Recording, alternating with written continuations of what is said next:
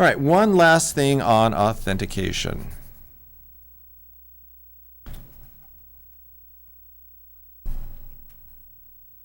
You can use that public key encryption.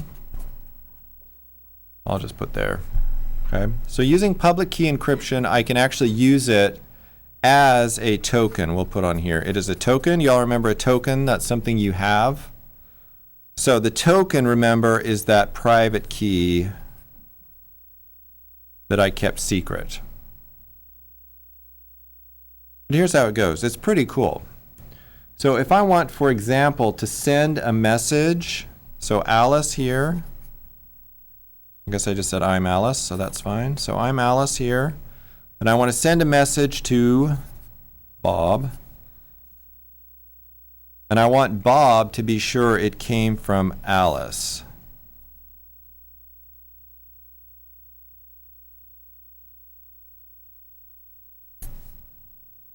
Here's what I do.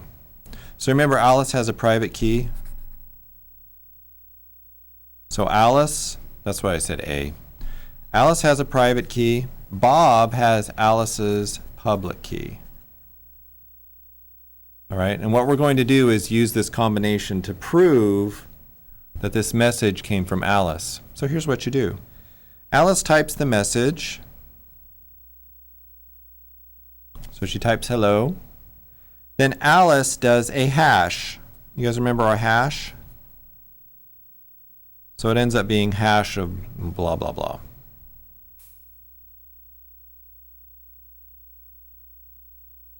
Okay, so hello turns into this hash of some random set of characters. Then Alice encrypts the hash. She uses her private key.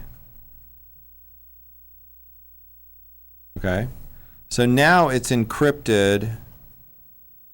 She has encrypted the hash, all right? So remember, hello, when we hashed hello, it gives us that, it's a length of string exactly, right? So this might, for example, be 40 bytes, okay? No matter what the input, remember it's always 40 bytes coming out at the end. So this could be a long message too. Hello, Bob, how are you today? Blah, blah, blah, blah, blah. And we'd still get this 40-bit hash. We also remember it's destructive, right, when we hash it, so you can't go back to get hello. But so she encrypts the hash, okay? And so she ends up with, and we'll just put this in little X's, because it's some random string, or not random, it's encrypted. It's this hash encrypted with the private key, okay? Now what she does is actually she just sends the message normally. Then at the bottom she puts this encrypted hash. This is called a digital signature.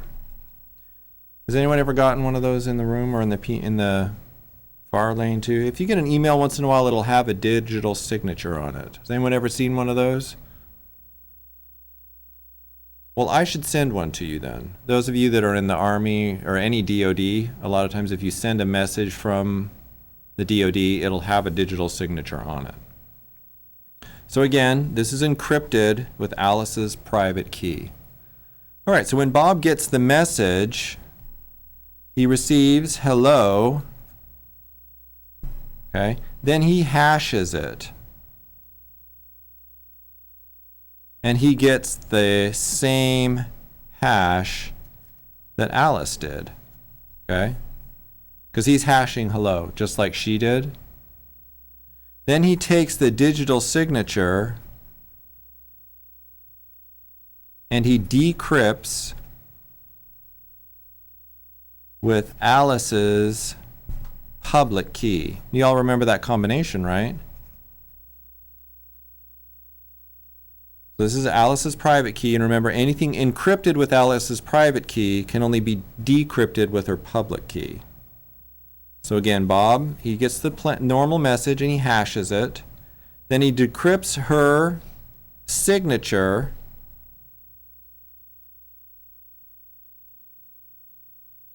with her public key. And then if he gets a match, so once he gets down here, if this is BE14 blah, blah, blah, blah, blah, if they match, hooray. I know two things. Number one, it's from Alice. So I know it's from Alice. And number two, which is really cool, I think, it wasn't changed. So as it was transmitted, she sent hello, and Bob knows she sent hello, and it's from Alice. So it wasn't changed along the way. This was the exact message. Now I'm sure you can see you can authenticate people this same way. So if they have a, you know, if she has her private key with her, she can encrypt stuff and do various things to prove that she is Alice to other people. That was fun. So that's awesome. So just a note on this. I've been calling it public key or private key. I'll put both right here. If you're using a public private key encryption, you need what's called an infrastructure. That is, you need to issue keys. Actually, it's not keys, sorry. It is called a certificate, and that has two keys.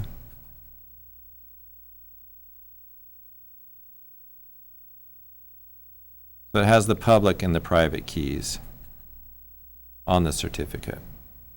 Okay? So you need to have an infrastructure that issues those to people. You also need to be able to revoke either expired or stolen or in some other way compromised keys. Okay? A lot of people don't like to do this, and this is why not that many of us actually sign our emails. But it would be totally cool if they did. One of the cool things about this idea is, you know, again, if you get an email, you can confirm where it came from. And so just think about spam. If people were signing their emails, if you got one that wasn't signed, you would probably pretty much assume it's spam. But people don't do this because they don't like to have this infrastructure. And you've hopefully seen this, right? With the Heartbleed, we have a potentially compromised key now, and so they have to be reissued and revoked. I think I talked about